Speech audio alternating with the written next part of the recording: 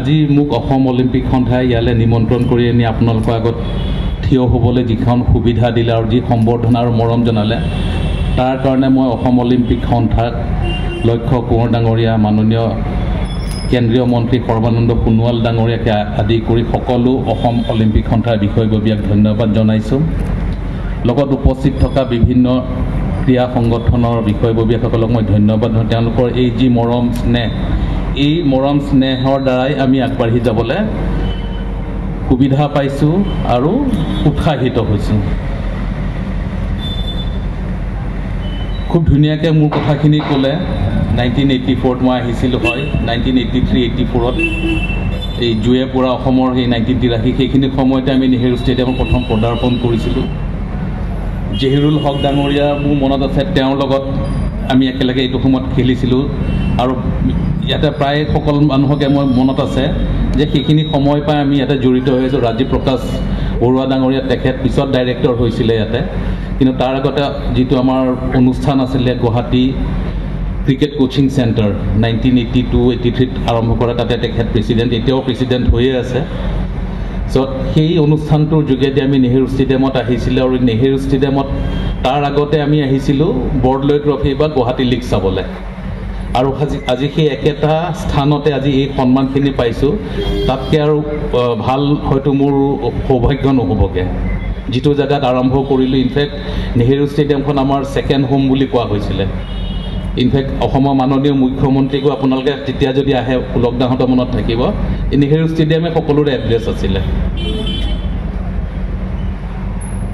আজি যিটো মই পজিশ্যন পাইছোঁ, এই পজিশ্যন পোৱাত মই একদম অন্তৰৰ পৰা কৈছোঁ, মোৰ অকলকে একো কৃতিত্ব নাই। এইটো মই যিখিনি কাম 2016ৰ পৰা আৰম্ভ কৰিছিলোঁ, তাৰ আগতে হয়তো মই গুৱাহাটী টাউন ক্লাবত 2003ৰ পৰা কিছুদিন জড়িত হৈ আছিলে এজ ভাইচ প্ৰেচিডেণ্ট। পুলক দা হয়তো সেইটো সময়ত জেনেৰেল ছেক্ৰেটাৰী আছিলে, আৰু তাৰপিছত 2018ৰ পৰা জেনেৰেল ছেক্ৰেটাৰী হৈছিলোঁ, দায়িত্বটো মই লৈছিলোঁ পুলক দা আৰু কৈলাশ দা এৰাৰ পিছত। আৰু 2016লৈকে মই কোনো বিশেষ অনুষ্ঠানৰ লগত জড়িতও নাছিলোঁ ক্ৰীড়া সংগঠনৰ ক্ষেত্ৰত। ক্লাবৰ লেভেলটো এটা বেলেগ হয়, আৰু যেতিয়া এছ'চিয়েশ্যন এটা হয়, সেইটো ডিষ্ট্ৰিক্ট লেভেলৰে হওক বা ৰাজ্যিক লেভেলৰে হওক, তাৰ পৰিৱেশটো, তাৰ কামৰ মাত্ৰাটো বা ধাৰাটো সম্পূৰ্ণৰূপে বেলেগ, কিন্তু ক্লাবত তেনেকৈ নচলে। 2016ত কিছুদিন অসম ক্ৰিকেট সন্থাৰ লগত জড়িত হোৱাৰ পিছত হয়তো তাতো মই বৰ ভাল পোৱা নাছিলোঁ কিছুমান কাৰ্যকলাপ দেখি পেলাই। 2018ত মই ৰিজাইনো দি দিছিলোঁ। সেইটো হয়তো নাছিৰ গুল খান বা কিছুমানে জানে এইটো কথা। আৰু 2019ত দায়িত্ব সম্পূৰ্ণৰূপে পালোঁ যে জেনেৰেল ছেক্ৰেটাৰী হৈ, আৰু সেইখিনি সময়ত আমাৰ প্ৰেচিডেণ্ট হ'ল ৰমেন দত্ত ডাঙৰীয়া, আৰু আমি 5জনীয়া নতুনকৈ এখন এপেক্স কাউন্সিল হৈছিলে। সেই এপেক্স কাউন্সিলৰ দ্বাৰাই আমি মোৰ একচুৱেল স্পৰ্টছ অৰ্গেনাইজেশ্যনৰ কামখিনি আৰম্ভ কৰিছিলোঁ 2019ৰ 12 জানুৱাৰী তাৰিখত। সেই যিটো যাত্ৰা আৰম্ভ হ'ল 2019ত, সেই যাত্ৰাটোত মোক আগুৱাই যাবলৈ অসমৰ প্ৰত্যেকখন জিলা ক্ৰীড়া সন্থাই সহযোগ কৰিছিলে, আশীৰ্বাদ দিছিলে আৰু এটা সুবিধা কৰি দিছিলে যাতে আমি কামখিনি নিয়াৰিকৈ কৰি যাব পাৰোঁ। অসম ক্ৰিকেট সন্থা তাৰ আগতো চলি আছিলে, কিন্তু আমি অসম ক্ৰিকেট সন্থাই গুৱাহাটীৰ বৰ্ষাপাৰাৰ পৰা এছ'চিয়েশ্যনটো অসমৰ প্ৰত্যেকটো চুকে কোণে আমি লৈ গ'লোঁ। মোৰ 3 বছৰীয়া কাৰ্যসূচীত প্ৰায় 23খন ক্ৰিকেট গ্ৰাউণ্ডৰ কাম আৰম্ভ কৰিছিলোঁ। তাৰে হয়তো 10-12খন কমপ্লিট হৈ গৈছিলে মোৰ টেনিয়ৰতে, বাকীখিনি হয়তো 2 মাহৰ ভিতৰত হৈ যাব। চ' এই 23খন গ্ৰাউণ্ড হোৱাৰ ফলত এটা সুস্থ পৰিৱেশ ক্ৰিকেটৰ কাৰণে আহি পৰিলে। আগতে কি হয়, আমাৰ অসমৰ ক্ৰিকেট খেলুৱৈসকলে সকলোৱে এটাই আপত্তি কৰিছিলে যে তেওঁলোকে প্ৰপাৰ নাম্বাৰ অফ মেটচেছ, যিখিনি মেটচ খেলিব লাগে BCCI ডমেষ্টিক ক্ৰিকেট টুৰ্ণামেণ্ট আৰম্ভ হোৱাৰ আগত, সেই সুবিধাখিনি নাপাইছিলে। আমাৰ সদায় লীগৰ খেলবোৰ আৰম্ভ হয় এপ্ৰিল-মে' মাহত, ইণ্টাৰ ডিষ্ট্ৰিক্ট খেলবোৰ আৰম্ভ হয় ফেব্ৰুৱাৰী, মাৰ্চ, এপ্ৰিলত, আৰু BCCI খেলবোৰ আৰম্ভ হয় অক্টোবৰ, নৱেম্বৰ, ডিচেম্বৰ, জানুৱাৰী। গোটেই বস্তুটো এটা ৰিভাৰ্ছ ৱেত আমাৰ ইয়াতে হৈ আছিলে। প্ৰথম আমি মেট্ৰিক পৰীক্ষা দিছোঁ, তাৰপিছত আমি টেষ্ট দিছোঁ, তাৰপিছত আমি প্ৰি টেষ্ট দিছোঁ, তাৰপিছত আমি উইকলি টেষ্ট দিছোঁ। That was the system going on in Assam cricket association. সেই বস্তুটো আমি ৰিভাৰ্ছ কৰিবৰ কাৰণে আমাক খুব দৰকাৰ হৈ পৰিলে যে আমি ক্ৰিকেটৰ এক্সক্লুচিভ গ্ৰাউণ্ড কেইখনমান বনাই ল'ব লাগে আমাৰ সদায় এটা অসুবিধা হয় ডিষ্ট্ৰিক্ট স্পৰ্টছ এছ'চিয়েশ্যনৰ লগত প্ৰায়বোৰ ডিষ্ট্ৰিক্ট জিলাতে এখনেই গ্ৰাউণ্ড থাকে ফলত সেই গ্ৰাউণ্ডখনত ফুটবলো খেলিব লগা হয় ক্ৰিকেটো খেলিব লগা হয় চেষ্টা কৰিলেও অসম ক্ৰিকেট সন্থা বা ডিষ্ট্ৰিক্ট স্পৰ্টছ এছ'চিয়েশ্যনে অক্টোবৰ মাহত বা ছেপ্টেম্বৰ মাহত প্ৰিপেৰেশ্যন ক্ৰিকেট মেচেছবোৰ অনুষ্ঠিত কৰিব অসুবিধা হয় তাৰ মূল কাৰণটো হৈছে যে সেইখিনি সময়ত প্ৰায়বোৰ জিলাতে ফুটবল চলি থাকে আৰু সেইকাৰণে অসম ক্ৰিকেট সন্থা যিহেতু আৰ্থিকভাৱে অলপ টনকিয়াল ইন কম্পেৰিজন টু আদাৰ স্পৰ্টছ এছ'চিয়েশ্যনছ সেইকাৰণে আমি অসম ক্ৰিকেট সন্থাৰ পৰা আমি এটা প্ৰচেষ্টা কৰিলোঁ যে আমি এখন এক্সক্লুচিভ ক্ৰিকেট গ্ৰাউণ্ড যদি আমি বেলেগকৈ বনাই ল'ব পাৰোঁ that will indirectly help football and other games also' যদি ক্ৰিকেটটো আমি ডিষ্ট্ৰিক্টৰ মেইন ফিল্ডখনৰ পৰা উলিয়াই লৈ আনি যাব পাৰোঁ তেতিয়াহ'লে ফিল্ডখন ফুটবলৰ কাৰণে ফ্ৰী হৈ গ'ল 12 মাহৰ কাৰণে লগত অন্য এতিয়া নগাঁৱৰ এক্সাম্পলটোকে দিওঁ নগাঁৱত ফুটবলো হয় হকীও হয় ক্ৰিকেটো হয় একেখন গ্ৰাউণ্ডতে এতিয়া আমি চেষ্টা কৰি আছোঁ বৰহমপুৰত এখন আমি গ্ৰাউণ্ড ৰেডি কৰি উলিয়ালোঁ আৰু বৰহমপুৰত আৰু এখন গ্ৰাউণ্ড হৈ আছে অসম ক্ৰিকেট সন্থাৰ আণ্ডাৰত এখন চলি আছে আৰু এখন এতিয়া প্লাৱন্দা যিটো গোস্বামীহঁতে এখন নতুন গ্ৰাউণ্ড অলৰেডি তাতে ক্ৰিকেট আৰম্ভ হৈ গ'ল চ' ফলত নগাঁৱৰ যিটো প্ৰেছাৰ আছিলে নুৰুণ আমিন ষ্টেডিয়ামত সেই প্ৰেছাৰটো নোহোৱা হৈ গ'ল তেনেকৈ আমি তেজপুৰতো আমি চেষ্টা কৰিলোঁ তেজপুৰত আমি তেজপুৰ ইউনিভাৰ্চিটিৰ লগত টাই আপ কৰিলোঁ যোৰহাটত আমি আছাম এগ্ৰিকালচাৰ ইউনিভাৰ্চিটিত আমি গ্ৰাউণ্ড ডেভেলপ কৰিলোঁ বিভিন্ন জেগাত বিভিন্ন প্ৰকাৰে আমি যেতিয়া অসম ক্ৰিকেট সন্থাই গ্ৰাউণ্ডবোৰ ডেভেলপ কৰা আৰম্ভ হ'ল ফলত বেলেগ খেলবোৰে সুবিধা পালে যাতে ক্ৰিকেটৰ ইণ্টাৰফিয়াৰেঞ্চ নোহোৱাকৈ অন্য গেমবোৰ যাতে সুকলমে হৈ যায় এই যিটো যাত্ৰা মই ক'লোঁ যে 2019 পৰা 2022লৈকে তাতে মই এইখিনি যেতিয়া ডিষ্ট্ৰিক্টৰ পৰা সুবিধাখিনি পালোঁ ফলত মোৰ হয়তো TRP অলপ বাঢ়ি গ'ল যে খুব কম সময়ৰ ভিতৰতে আমি গোটেই অসমত এটা চেঞ্জ আনিব পাৰিলোঁ ৰিগাৰ্ডিং দ্য ইনফ্ৰাষ্ট্ৰাকচাৰ ডেভেলপমেণ্ট হ'ল আৰু ইনফ্ৰাষ্ট্ৰাকচাৰ ডেভেলপমেণ্ট হ'ল হোৱাৰ লগে লগে অসমত যিটো ক্ৰিকেটৰ ষ্ট্ৰাকচাৰ আছিলে ৰিগাৰ্ডিং দ্য টুৰ্ণামেণ্টছ এণ্ড গেমছ সেই গোটেই বস্তুটো আমি এটা নতুন ৱেত এটা এনুৱেল কেলেণ্ডাৰ কৰি পেলাই আমি পাতা আৰম্ভ কৰি পেলালোঁ সেইটোৱে হয়তো কোনোবা জেগাত ক'ৰবাত অলপ এফেক্ট কৰিলে আৰু যাৰ ফলত মই হয়তো 2022 চনত মোৰ অসম ক্ৰিকেট সন্থাৰ 3 বছৰৰ টেনিয়ৰটো শেষ হোৱাৰ লগে লগে হয়তো মই BCCI জইণ্ট ছেক্ৰেটাৰী পষ্টটো পালোঁ যোৱা 2 বছৰত BCCIত কাম কৰা আৰু অসম ক্ৰিকেট সন্থাত কাম কৰা বা এনি ষ্টেট এছ'চিয়েশ্যনত কাম কৰাৰ মাজত আকাশ পাতাল পাৰ্থক্য আছে গোটেই প্ৰায়ৰিটিজবোৰ এক্টিভিটিজবোৰ কমপ্লিটলি বেলেগ আৰু এই 2 বছৰত মই যথেষ্ট প্ৰত্যেকখন মিটিং মই এটেণ্ড কৰিছোঁ BCCI যিমানবোৰ এপেক্স কাউন্সিল মিটিং হওক গভৰ্ণিং কাউন্সিল মিটিং হওক any other meeting regarding hosting of IPL কওক উইমেন্স প্ৰিমিয়াৰ লীগ কওক বা ধৰি লওক বিদেশলৈও কেইবাবাৰো গৈছোঁ বিভিন্ন ICC ইভেণ্টৰ জড়িত যিবোৰ টুৰ্ণামেণ্টৰ মিটিং হয় মিটিঙত ৰৈ পেলাই মই বেছি কথা কোৱা নাই খালি অবজাৰ্ভ কৰি আছিলোঁ আৰু যোনদিনাখনে সুবিধা পাইছোঁ কথাও নিশ্চয় কৈছোঁ তেওঁ তাৰ হোম মিনিষ্টাৰ আৰু তেওঁ PCBৰ চেয়াৰমেন হয় চ' তেওঁৰ লগত গোটেই ছিৰিজ অফ আলোচনা কৰাৰ পিছত আল্টিমেটলি এইটো থিৰাং হ'ল যে ভাৰতীয় দলটোৱে হাইব্ৰিড প্ৰচেছত যিটো খেলাৰ প্ৰস্তাৱ দিছিলে আমাৰ ফালৰ পৰা সেইটো মানিলে তেওঁলোকে সেইকাৰণে ভাৰত আজি তাৰিখত পাকিস্তানলৈ নাযায় পাকিস্তানো অহা বছৰ যিখন ইণ্ডিয়াত ৱৰ্ল্ড কাপ হ'ব T20 2026 তাতে নাহিব তেনেকৈ কিছুমান আমি মডেলিটিজ লৈ পেলাই সেই প্ৰব্লেমটো আমি ছল্ভ কৰিলোঁ so' that is one highlight of my tenure for last 1.5 months in ICC এইখিনি আপোনালোকক কৈছোঁ কাৰণ আমাৰ অসমৰ পৰা গৈ পেলাই সেইখিনি কৰা সুবিধা পোৱাটো হয়তো কিছু কথা কিছুদিন আগলৈকে ময়ো সপোনতো ভবা নাছিলোঁ আপোনালোকৰ আশীৰ্বাদত মা কামাখ্যাৰ আশীৰ্বাদত সেইখিনি হৈছিলে এতিয়া কথা হ'ল যে অসমৰ পৰা আমাৰ ক্ৰীড়া সংগঠকৰ কি হ'ল আজি মই BCCIত আছোঁ কিন্তু আমাৰ অসমৰ পৰা কেইবাজনো আছে আমি যদি বক্সিঙত চাবলৈ যাওঁ আমাৰ হেমন্ত কলিতা ডাঙৰীয়া আছে বেডমিণ্টনত চাওঁ অসমৰ মাননীয় মুখ্যমন্ত্ৰী ডাঙৰীয়া আছে মোৰ সন্মুখতো কেইবাজনো আছে আপোনাৰ হেণ্ডবলত আছে ৰয়িঙত আছে এথলেটিক্সতো ৰিচেণ্টলি জয়ন্ত মল্ল হ'ল so' we are making a mark কিন্তু সৰ্বানন্দ সোণোৱাল ছাৰ ডাঙৰীয়া আজি 4-5 বছৰ আগত কৈছিলে যে আমি হাব কৰিব লাগে অসমত স্পৰ্টছৰ সেইটো লাহে লাহে হৈ উঠিছে আৰু we are starting dominating the Indian sports bodies আৰু সেইটোৰ ফলত অসমৰ খেলুৱৈসকলৰ সুবিধা হৈছে যদিও আপোনালোকে সকলোৱে কৈ আছে যে ৰিয়ান পৰাগ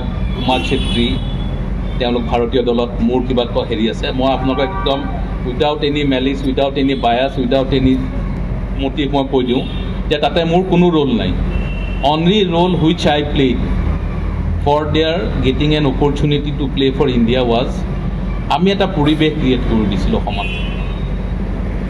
কি পৰিৱেশ ক্ৰিয়েট কৰি দিছিলোঁ, যিটো মই খেলাৰ দিনাখনৰ পৰা নাছিৰুল খান বা যিসকল ক্ৰিকেটৰ লগত জড়িত সকলোৱে জানে যে আমাৰ খেলুৱৈসকলে প্ৰপাৰ ইনফ্ৰাষ্ট্ৰাকচাৰ নাপায়, টাৰ্ফ উইকেট এখন নাপায় খেলিবলৈ। আমাৰ ৰান কমকৈ হয়, পিছত বেটছমেনক গালি পাৰি থাকোঁ আমি, সেইটো নহয়। প্ৰথম এছ'চিয়েশ্যনে প্ৰপাৰ গ্ৰাউণ্ড দিব লাগিব, প্ৰপাৰ ক্ৰিকেট ফিল্ডখন দিব লাগিব, প্ৰপাৰ নাম্বাৰ অফ মেচেছ দিব লাগিব। সেইখিনি কৰিলে প্লেয়াৰ অট'মেটিকেলি ওলাই যাব। এণ্ড ৰিয়ান পৰাগ, উমা চেত্ৰী, জিন্তিমণি বা এতিয়া যিখিনি মুক্তাৰ সকলোৱে পাৰফৰ্ম কৰি আছে only because they are getting ample number of matches, ample scope to play and showcase their talent. সেইখিনি হোৱাৰ কাৰণে আজি সেই সুবিধাটো হৈছে। সেইকাৰণে গোটেই ক্ৰেডিটটো দিব লাগিব খেলুৱৈসকলক। They have performed and they have earn their position, but as association we have given them the stage. আমি এজন আৰ্টিষ্টক ভাল ষ্টেজ এখন দিব লাগিব, ভাল ছিষ্টেম এটা দিব লাগিব, তেতিয়া তেওঁ ভাল গান গাব। গানটো যদি ভালকৈও গায়, যদি ছিষ্টেমটো বেয়া হয় পাৰফৰ্মেঞ্চটো ভাল নহ'ব। আমাৰ পাৰফৰ্মেঞ্চটো ভাল হৈছে ৰিয়ান পৰাগ আৰু উমা চেত্ৰীৰ লগতে অসমৰ খেলুৱৈসকলৰো, only because they are getting proper opportunities to play at the right time. যদি BCCI টুৰ্ণামেণ্ট ডিচেম্বৰ মাহত হয়, মেট্ৰিক পৰীক্ষাটো ডিচেম্বৰত হ'ব, আৰু যদি আমি মাৰ্চ মাহত প্ৰি টেষ্টক প্ৰিপেৰেশ্যন কৰি থাকোঁ, তাৰপিছত 7-8 মাহৰ গেপ, চ' তেনেকৈ প্লেয়াৰসকলে নোৱাৰে খেলিবলৈ। আৰু আজিৰ তাৰিখত তাৰ ৰিভাৰ্চটো হৈছে only because Assam cricket association is maintaining A annual calendar. আৰু সেইকাৰণে যিহেতু প্ৰত্যেকখন ডিষ্ট্ৰিক্টৰ ইয়াতে বিষয়ববীয়াসকল আছে, তেওঁলোকে এটাই চেষ্টা কৰিব লাগে, খুব ডাঙৰ কথা নহয়, কোনো ৰকেট ছায়েন্সৰ কথাও নাই, কোনো ইনফ্ৰাষ্ট্ৰাকচাৰ নহয়, এনুৱেল কেলেণ্ডাৰখন বনাই দিব লাগে। আৰু মই অসমৰ অলিম্পিক সন্থাৰ সাধাৰণ সম্পাদক যিহেতু আছে আমাৰ সন্মুখত উপস্থিত, তেওঁক ৰিকুৱেষ্ট কৰিম যাতে অসম অলিম্পিক সন্থাৰ তৰফৰ পৰা প্ৰত্যেকটো স্পৰ্টছ ফেডাৰেশ্যন হওক, এছ'চিয়েশ্যন হওক অফ দ্য ষ্টেট, যাতে তেওঁলোকে এনুৱেল কেলেণ্ডাৰখন অসম অলিম্পিক সন্থাক এটা পাৰ্টিকুলাৰ টাইম লাইনৰ ভিতৰত দি দিব লাগে, যাতে গোটেই প্লেনিংখিনি কৰোঁতে এছ'চিয়েশ্যনৰে হওক, ডিষ্ট্ৰিক্টৰে হওক। কাৰণ আজিৰ তাৰিখত মই এখন ডিষ্ট্ৰিক্টৰ লগত জড়িত হৈ আছোঁ, মই গুৱাহাটী ক্ৰীড়া সন্থাৰো সাধাৰণ সম্পাদক। চ' আমি যেতিয়া গুৱাহাটী ক্ৰীড়া সন্থাৰ এনুৱেল কেলেণ্ডাৰখন বনাওঁ, আমি চেষ্টা কৰিম যাতে প্ৰত্যেকটো ইণ্টাৰ ডিষ্ট্ৰিক্ট টুৰ্ণামেণ্টৰ আগত ক্লাব টুৰ্ণামেণ্টখিনি যাতে হয়, যাতে ক্লাবত ভাল খেলিলে ডিষ্ট্ৰিক্ট টীমত চান্সটো পায় ছিলেকশ্যন পাৰপাজৰ কাৰণে। সেইকাৰণে যদি প্ৰত্যেকটো আজি আছাম ফুটবলে যদি কৈ দিয়ে যে ইণ্টাৰ ডিষ্ট্ৰিক্ট আণ্ডাৰ-17 টুৰ্ণামেণ্টটো ছেপ্টেম্বৰ মাহত হ'ব, আমি চেষ্টা কৰিম জুন, জুলাই, আগষ্ট মাহত ইণ্টাৰ ক্লাবখিনি পাতি দিম, যাতে সেই ইণ্টাৰ ক্লাবত যিকেইটা ভাল প্লেয়াৰ হয় তাহাঁতি ডিষ্ট্ৰিক্টটো ৰিপ্ৰেজেণ্ট কৰক। তেওঁলোকে প্লেনিংটো কৰিব লাগিব সন্তোষ ট্ৰফি কেতিয়া আছে বা BC ৰয় ট্ৰফিটো কেতিয়া আছে। একৰ্ডিংলি যদি টুৰ্ণামেণ্টখিনি তাৰ আগত পাতি লয়, তেতিয়াহ'লে ষ্টেট টীমটো চিলেক্ট কৰোঁতো সুবিধা হ'ব। লাষ্ট ইয়েৰৰ পাৰফৰ্মেঞ্চৰ ওপৰত বেছ নকৰাকৈ কাৰেণ্ট পাৰফৰ্মেঞ্চৰ ওপৰত বেছ কৰি পেলাই ষ্টেট টীমবোৰ চিলেক্ট কৰিব পাৰিব। চ' সেইটো যদি আমি অলপ ঠিক ঠাক কৰি লওঁ, যিহেতু মই আজি 2-1.5 বছৰৰ পৰা গুৱাহাটী ক্ৰীড়া সন্থাৰ লগত জড়িত হৈ আছোঁ, আমি সেইটো চেষ্টা কৰি আছোঁ, কিন্তু আমাৰ কিছুমান এছ'চিয়েশ্যনৰ পৰা আমি এনুৱেল কেলেণ্ডাৰখন আনিব পৰা নাই আজিলৈকে। অৰ্থাৎ আমাৰ চিডিউলখন বনাওঁতে আমি অসুবিধা পাই আছোঁ। চ' সেইটো এটা যদি কৰি দিয়ে, এইটো এটা অভাৰঅল হলিষ্টিক ডেভেলপমেণ্ট হ'ব বুলি মই ভাবোঁ। That is my opinion. আপোনালোকে চিন্তা কৰি চাওক, যাতে এনুৱেল কেলেণ্ডাৰখন হৈ গ'লে, যেনেকৈ স্কুলত একাডেমিক কেলেণ্ডাৰ এখন থাকে, এনুৱেল একাডেমিক কেলেণ্ডাৰ, প্ৰত্যেকটো ষ্টুডেণ্টে জানে যে কোন মাহত উইকলি টেষ্ট দিব লাগিব, কোন মাহত হাফ ইয়াৰলি হ'ব, কোন মাহত ইণ্টাৰনেল পৰীক্ষা হ'ব, কোন মাহত প্ৰি টেষ্ট হ'ব, টেষ্ট হ'ব, গোটেই প্লেনিংটো কৰিব পাৰে ষ্টুডেণ্টজনে, যাতে ফাইনেল পৰীক্ষাটো ভাল হয়। সন্তোষ ট্ৰফিত ভাল কৰিব হ'লে আমি ষ্টাৰ্টিঙৰ পৰা আগবাঢ়িব লাগিব, যে ক্লাবখিনি কেতিয়া খেলিব, ডিষ্ট্ৰিক্টখিনিয়ে কেতিয়া খেলিব, তাৰপিছত গৈ পেলাই সন্তোষ ট্ৰফি ষ্টেট টীমটো চিলেকশ্যন হ'ব। চ' দিছ ইজ মাই ছাজেশ্যনছ। যদি এডপ্ট কৰিব পৰা যায়, সকলো খেলৰে ভাল হ'ব। আৰু নতুনকৈ আপোনালোকক কৈয়ে দিওঁ যে আমি গুৱাহাটী ক্ৰীড়া সন্থাৰ তৰফৰ পৰা আমি বৰদলৈ ট্ৰফিত এটা নতুন ৰূপত আগবঢ়াবলৈ আগবাঢ়ি আছোঁ। অসমৰ 35খন জিলা আছে, ৰেভিনিউ ডিষ্ট্ৰিক্ট, প্ৰত্যেকখন জিলাতে আমি টপ 8টা টীমক লৈ পেলাই আমি বৰদলৈ ট্ৰফিৰ ডিষ্ট্ৰিক্ট ৰাউণ্ডটো পাতিব ওলাই আছোঁ। আৰু 29 জানুৱাৰীত আৰম্ভ হ'ব গোটেই অসমত একে সময়তে। প্ৰায় 280টা ক্লাবে খেলিব। আৰু এইবাৰ আমি এটা বস্তু গম পালোঁ, আমি ৰেজিষ্ট্ৰেশ্যন কৰিছিলোঁ, বহুত ক্লাবে নিজে প্লেয়াৰ তৈয়াৰো নকৰে আৰু নবনায়ো, তেওঁলোকে সদায় হায়াৰিঙত খেলি আছে। এতিয়া আমি সেইকাৰণে যেতিয়া একেলগে 35 ডিষ্ট্ৰিক্টছত ফুটবল খেলখন একেদিনাখনে পাতিবলৈ দিছোঁ, কেইখনমান ডিষ্ট্ৰিক্ট কেইটামান ক্লাবৰ অলপ অসুবিধা হৈছে। কিহৰ কাৰণে? একেকেইটা প্লেয়াৰে শিলচৰ লীগো খেলে, গুৱাহাটী লীগো খেলে, পিছত ডিব্ৰুগড়তো খেলে, মাকুমতো খেলিবগৈ, পিছত ওদালগুৰিতো খেলে। চ' একেকেইটা প্লেয়াৰে বিভিন্ন ক্লাবত খেলি থাকে, চবেই ভাবে যে আমাৰ চবৰ নিজৰ নিজৰ সাংঘাতিক ক্লাব আছে। কিন্তু এই টুৰ্ণামেণ্টখন যেতিয়া আমি একেলগে পাতিব ওলালোঁ, এতিয়া যিটো দেখিছোঁ, আমি ভাবিছিলোঁ যে প্ৰায় 7,000 প্লেয়াৰ একে সময়তে খেলিব, যথেষ্ট অসুবিধা হ'ব প্ৰথম বছৰ। কিন্তু লাহে লাহে কি হ'ব, প্ৰত্যেক ক্লাবে নিজে প্লেয়াৰ তৈয়াৰ কৰাত তেওঁলোকে প্ৰচেষ্টা ল'ব, অৰ্থাৎ নিজৰ এৰিয়াৰ প্লেয়াৰখিনিক লগ তেওঁলোকক কোচিং কৰি যাতে প্ৰপাৰ ৱেত এটা ক্লাব ফৰ্ম হয়। সদায় বেলেগৰ ওপৰত ডিপেণ্ড কৰি থকাৰ ফলত আমাৰ ষ্টেটৰ ফুটবলটো আজি বহুত পিছ পৰি গ'লোঁ আমি। এই প্লেটফৰ্মখন পাইছোঁ কাৰণে মই কৈছোঁ, অসম নৰ্থ ইষ্টত টপ টীম আছিলে আজি 15 বছৰ 20 বছৰ আগলৈকে। আজিৰ তাৰিখত অসমৰ পজিশ্যনটো আমি তলৰ ফালৰ পৰা চাব লগা হৈছে। মেঘালয় আগবাঢ়ি গ'ল, মিজোৰাম আগবাঢ়ি গ'ল, মণিপুৰ আগবাঢ়ি গ'ল। আমাৰ পজিশ্যন কিন্তু একেই থাকিলে। আমি এতিয়া তলফালৰ পৰা 1ত বা 2ত থাকোঁ। ন' ডাউট যোৱা বছৰ আমি সন্তোষ ট্ৰফিত আমি কোৱাৰ্টাৰ ফাইনেলো খেলিছোঁ। বাট যেতিয়া নৰ্থ ইষ্টত আমি চাবলৈ যাওঁ, কিন্তু ইণ্ডিভিজুৱেল প্লেয়াৰ ভাল খেলি আছে। আজি অসমৰ বহুত প্লেয়াৰ ISL খেলি আছে। সেইকাৰণে আমি অসমৰ ফুটবলটো আমি ডেভেলপ কৰিব লাগিব, আৰু সেই ডেভেলপ কৰাৰ আশাতে আমি গুৱাহাটীত বৰদলৈ ট্ৰফিটোৰ দ্বাৰা এটা চেষ্টা কৰিছোঁ, যাতে প্ৰত্যেকটো ক্লাবে যদি অলপ কষ্ট কৰে, যাতে আমাৰ ভালকৈ টিমবিলাক হ'ব, যাতে অসমৰ সন্তোষ ট্ৰফিৰ টিমটো ভাল হয়।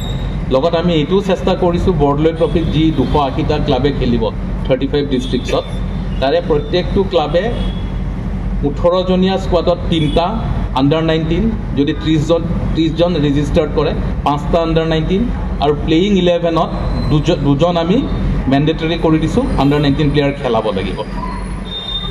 Date way about 700 to 800 under nineteen player এই বৰদলৈ ট্ৰফিত খেলিব। অকল সেইটোতে আমি ৰৈ থাকিব খোজা নাই, আমি চেষ্টা কৰিছোঁ প্ৰত্যেকখন ডিষ্ট্ৰিক্টত আমি 2জনকৈ স্পটাৰ দিম। এই আণ্ডাৰ-19 প্লেয়াৰখিনি তেওঁলোকে নিৰীক্ষণ কৰিব, আৰু end of the tournament district round, then the cluster round and the final round. Final ৰাউণ্ডত সেই মেণ্ডেটৰী কণ্ডিশ্যনছো নাথাকিব, কাৰণ ফাইনেল ৰাউণ্ডত হয়তো 4টা আমি বাহিৰৰ টিমো আনিম খেলিবলৈ। বাকী 6টা ক্লাষ্টাৰত 12টা টিম কোৱালিফাই কৰিব ফৰ দ্য ফাইনেল ৰাউণ্ড। এই আণ্ডাৰ-19 প্লেয়াৰ 800ৰ পৰা আমি গুৱাহাটী ক্ৰীড়া সন্থাই এইটো পাব্লিকলি এনাউন্সমেণ্ট এদিন লাইটলি কৰিছোঁ, বাট আজি আপোনালোকৰ আগত কৈ দিওঁ যে we are going to have a team of 17 members under nineteen. কিবা এটা নাম দিয়া যাব, অসম নামটো আমি দিব নোৱাৰোঁ ফ্ৰম গুৱাহাটী, বাট গোটেই অসমৰ প্লেয়াৰ থাকিব, আৰু সেইখিনিক আমি 2 সপ্তাহ বা 3 সপ্তাহ স্পেইনলৈ আমি পঠিয়াম ফৰ কোচিং। আৰু এই প্লেয়াৰখিনিক আমি চেষ্টা কৰিম যাতে তেওঁলোকক গ্ৰুম আপ কৰি পেলাই বিভিন্ন ISL দলৰ লগত আমি তেওঁলোকক যাতে পজিশ্যন কৰাই দিব পাৰোঁ। তাৰ কাৰণে আমি এটা এজেঞ্চিৰ লগত কথা পাতিছোঁ, এইটো 2 এদিনতে আমি ফৰ্মেলি MOUখন চাইন কৰি পেলাই আপোনালোকৰ আগত গোটেই ডিটেইলছখিনি ক'ব পাৰিম। ইয়াকে কৈ মই মোৰ বক্তব্য সামৰণি মাৰিব ওলাইছোঁ। পুনৰ আপোনালোকক সকলোকে ধন্যবাদ জনাইছোঁ, যিটো মৰম চেনেহ দিলে। এনেকুৱা মৰম চেনেহ পাই থাকিলে হয়তো আগলৈ আৰু কাম কৰি যোৱাত উৎসাহিত হ'ম। Thank you so' much, good evening. গুৱাহাটীৰ মাজমজিয়াত নৰ্থ ইষ্টৰ প্ৰথমখন এক্সক্লুচিভ মাৰ্চেল আৰ্টছ সামগ্ৰীৰ শ্ব'ৰুম তথা বিপণী Tirupati sports. Karate, wushu, taekwondo, boxing, jujitsu, pencak silat, judo আদি 7টাকৈ সমৰ কলা ইভেণ্টৰ ইউনিফৰ্ম আৰু প্ৰশিক্ষণৰ সামগ্ৰী ইয়াত উপলব্ধ। Tracksuit, jersey, martial arts medal, memento, trophy ক্ৰয় কৰিব পাৰিব পাইকাৰী মূল্যত। ফুটবল, ভলীবল, বাস্কেটবল, ক্ৰিকেট আদি ইভেণ্টৰ সামগ্ৰীৰ ছাপ্লাইৰ বাবে অৰ্ডাৰো লোৱা হয়।